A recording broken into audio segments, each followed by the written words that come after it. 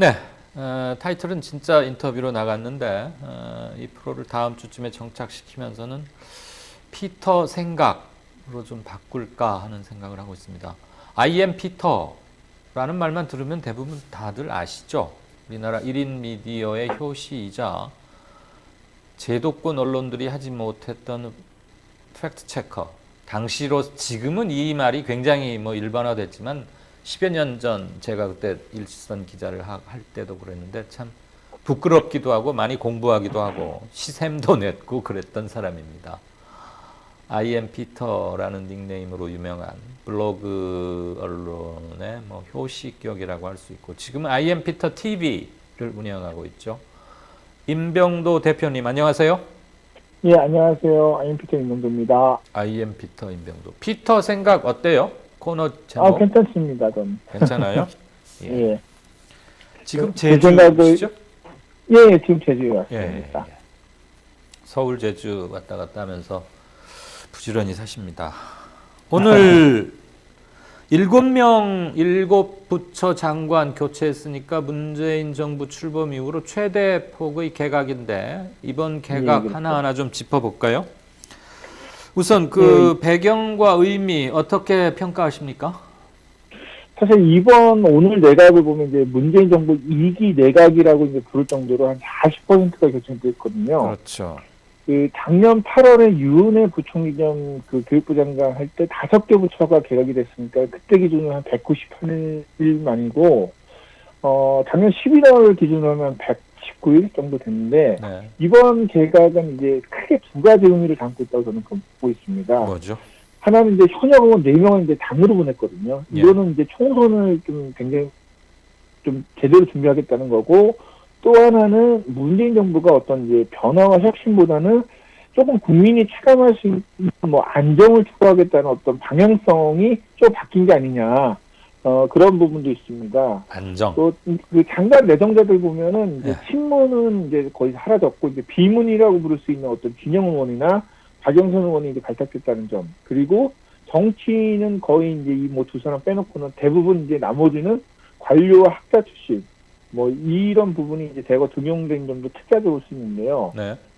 관료 출신 보면은 박근혜 정부 때 국토부 차관 지냈죠. 근데 지금 이제 최정호 정무부지사가 이제 국토부 장관이 됐고, 그 다음에 노무현 정부 때 이제 문체부 장관을 지냈던 박양호 중대 교수가 문체부 장관으로, 그 다음에 이제 조동호 카이스트 교수가 과기부 장관에 김현철 통일정보장도 통일부 장관 이렇게 보면은 대부분 거의 이제 관료나 학자 중심으로 개각이 이제 움직였다고 좀 볼 수 있습니다. 예.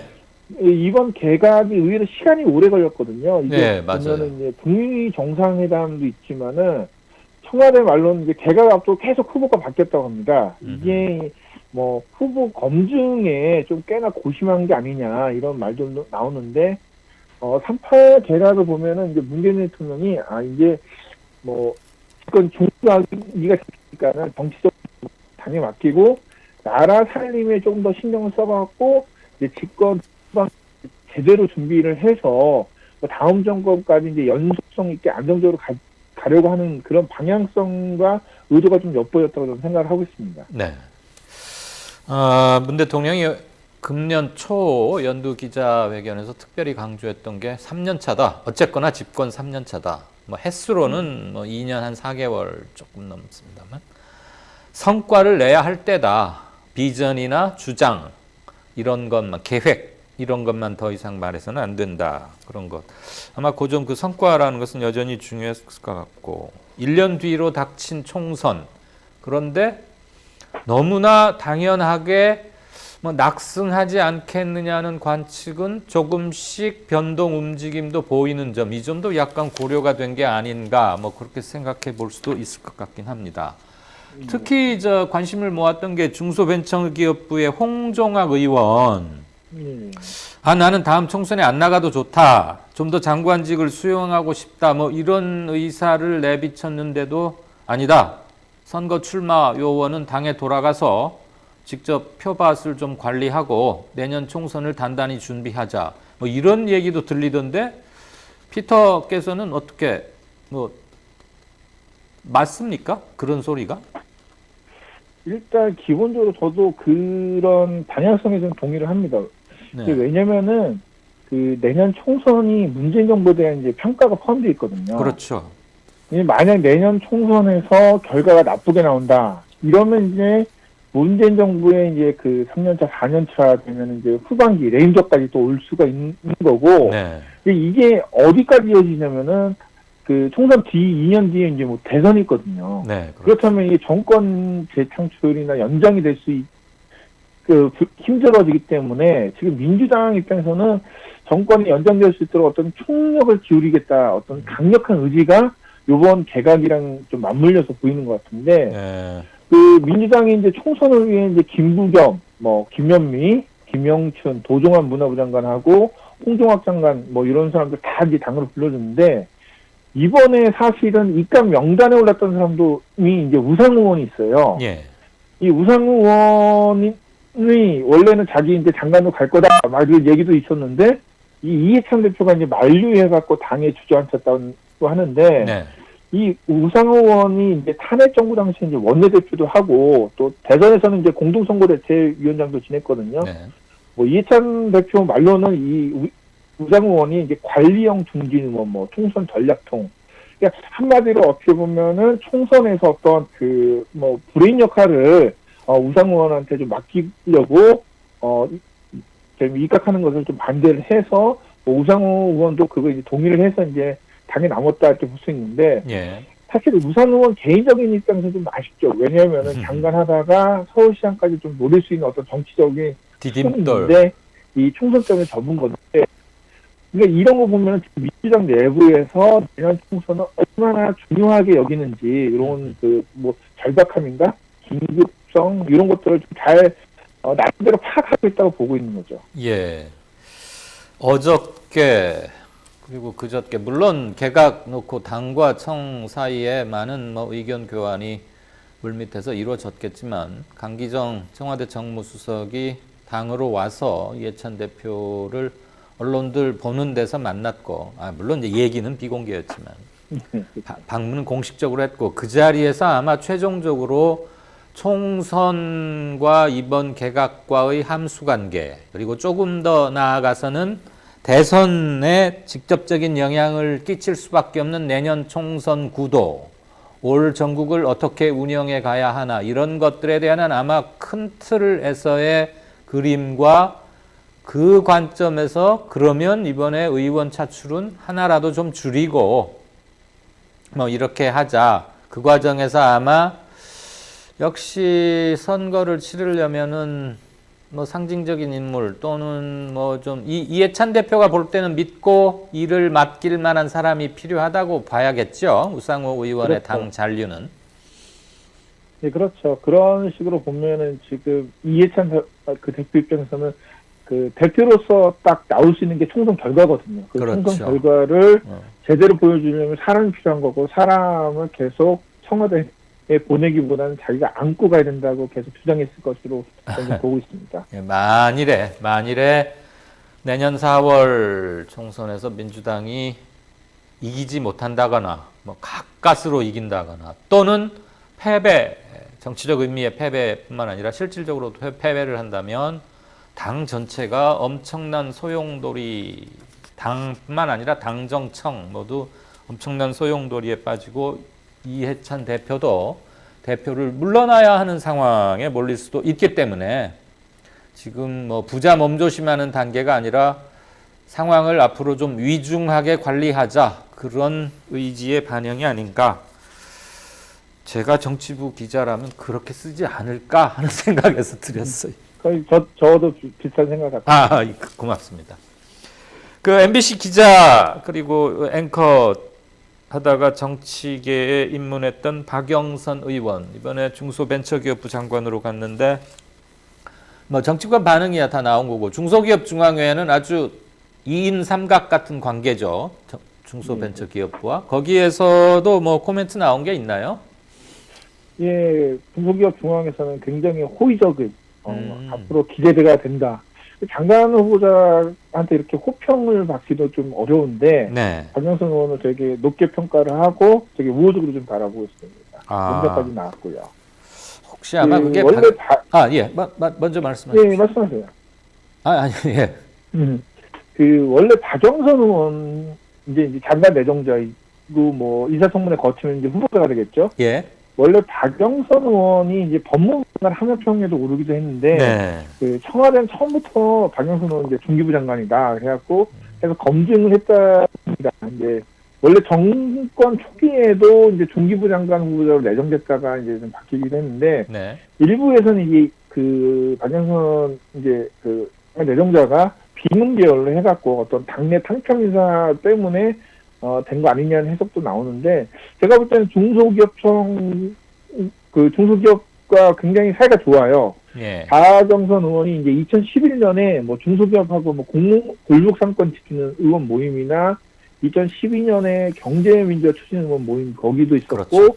이제 법사위원장으로 하면서 그 중소기업 관련 이제 납품 단가나 그다음에 뭐 징벌적 손해배상, 뭐 의무 고발 요청 이런 거 대기업 일감 몰아주기 근절 이 중소기업에 되게 좀 유리한 법안들 통과에 되게 힘을 많이 써왔거든요. 예.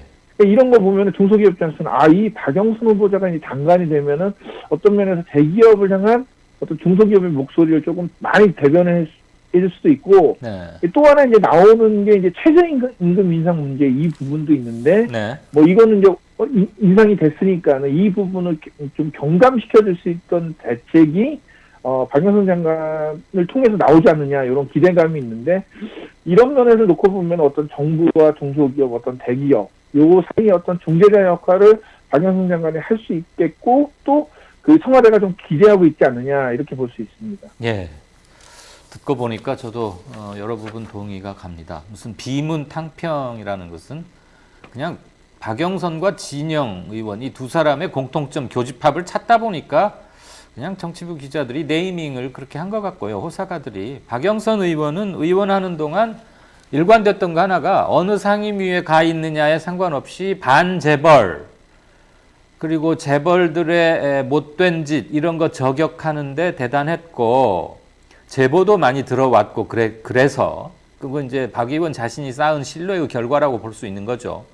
그러니까 네, 중소기업계에서는 당연히 손을 들어 환영하는 게 뭐 이해가 가고요.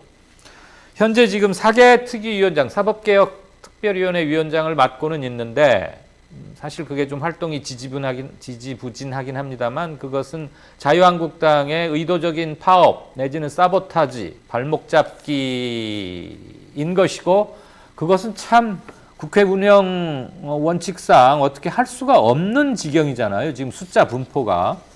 네, 그렇죠. 그 책임을 박영선 위원장에게 돌릴 수는 없는 것이고 아마 물론 전임 홍종학 장관도 열심히 했고 뚜렷한 비전과 소신을 갖고 있었던 사람이긴 합니다만 박영선 의원의 은근히 당찬 추진력 그리고 대외적인 뭐 이런 것도 좀 있고 아무튼 뭐 많은 좀 기대가 됩니다. 우리 내수가 살기 위해서는 중소기업이 당연히 커야 하는 것이고요.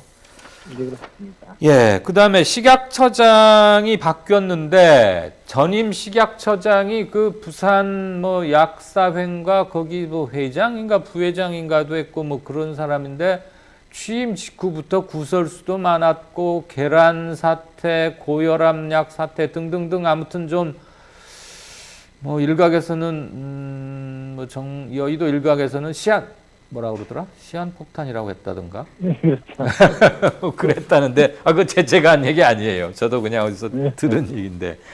요번에 바꾸면서 여성 전문가를 임명했더라고요. 그건 또 어떤 의미, 어떤 관점에서 바라볼 수 있을까요?